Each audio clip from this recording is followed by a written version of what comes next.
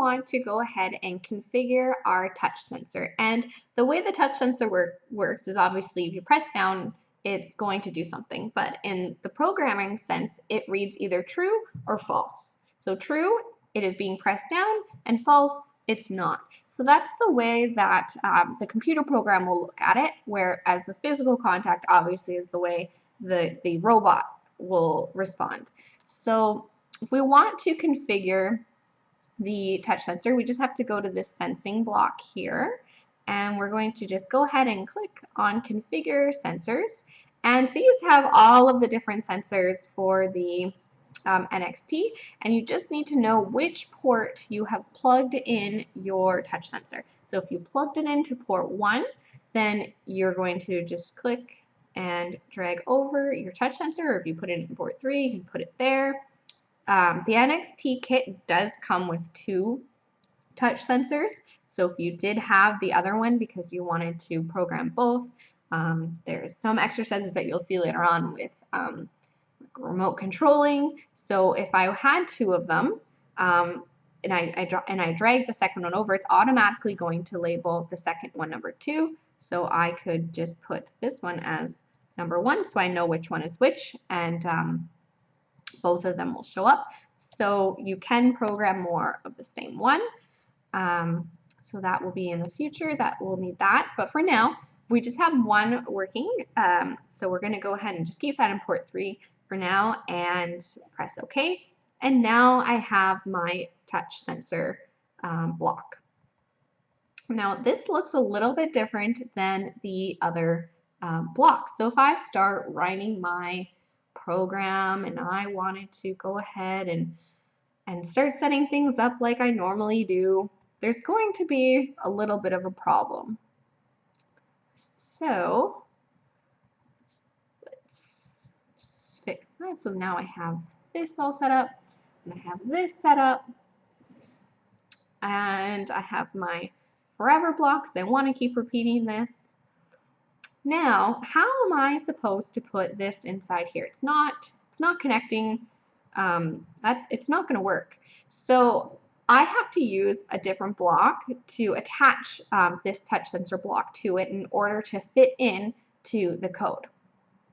So there's a couple of different blocks that we're actually going to be using throughout this next few exercises. So this wait until block, I can just put this right in there and they clip together. So now I can use a block that's going to ignite my touch sensor. So I could put those together. Now they fit, so I could say wait until the touch sensor is pressed, then let's say I'll drive forward. So now it all kind of clips together. So that is one way of looking at it. You could also use the if block.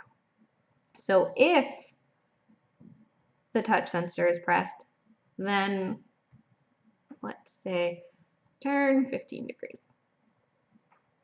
So the wait until and the if block are pretty much the same thing. It's just a different way of looking at it. So you can go ahead and experiment with those. So let's say I wanted to write a quick program. So let's say wait until, or let's just say I'm going to drive backwards. And when I touch that, when I press down on the touch sensor, so we'll wait until I press down, then maybe I will turn. We'll do a specific degree turn. Maybe I'll turn 180 degrees, so turn around. Okay, so this will keep repeating over and over, so it will drive. It's going to wait for me to press down on the touch sensor, and then it'll turn, and then it'll start driving. Wait again, keep driving until I press down, and then it'll turn again. I'll keep going and going and going until I press that gray button to stop my program. So that's something that we can go ahead and see a similar video here.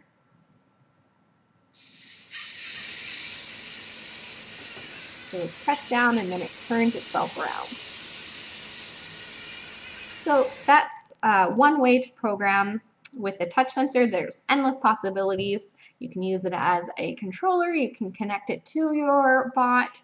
So go ahead, make sure you know which port your touch sensor is connected to. Go to Sensing, configure your sensor, select the port that it is connected to, press OK, and you're good to go. All right, so go ahead and explore the touch sensor and have some fun.